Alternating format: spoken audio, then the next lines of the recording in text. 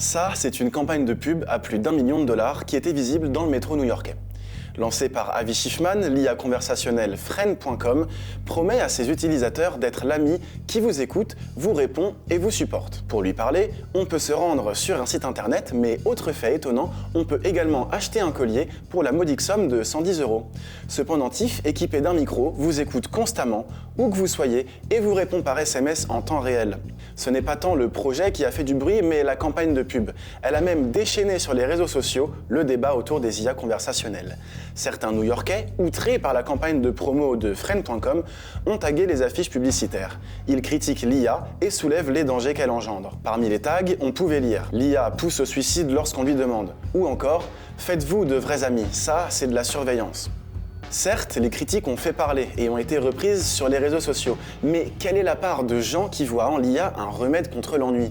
D'après une étude menée par 20 minutes et Opinionway en 2024, 41% des Français de 18 à 30 ans pensent que l'IA peut vaincre la solitude. Parmi les interrogés, 20% déclarent avoir déjà discuté avec une IA conversationnelle et autant se montrent intéressés à l'idée d'essayer. J'ai interrogé un psychiatre spécialisé sur le sujet pour en savoir plus sur les raisons qui poussent les jeunes à se tourner vers une IA plutôt que d'engager des interactions réelles.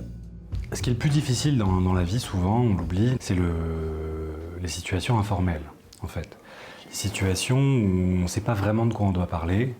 On peut, selon le contexte, parler plus ou moins de soi, plus ou moins montrer son intimité, et où ça peut parfois virer à quelque chose d'inintéressant, comme on dit, parler de la météo, ce genre de choses. L'agent conversationnel IA, il va s'adapter à notre type de langage. Et donc c'est d'une simplicité inouïe.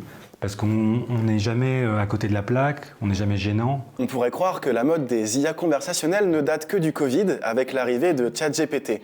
Mais en réalité, la première de ce genre s'appelait Elisa et elle date de 1966. Assez peu développée à l'époque, elle pouvait rebondir à vos propos en vous posant une question à partir de vos propres mots pour relancer la conversation.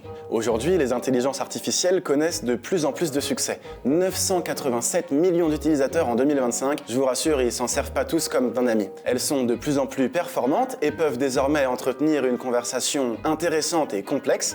16% des utilisateurs d'IA conversationnels s'en servent même comme soutien psychologique. La progression des intelligences artificielles n'est pas prête de s'arrêter. D'après des études, les recettes du marché de l'intelligence artificielle vont atteindre 500 milliards de dollars d'ici 2028, une hausse de plus de 100% par rapport à 2025. En attendant, il est bon de se rappeler un principe fondamental de l'amitié en sociologie, la réciprocité.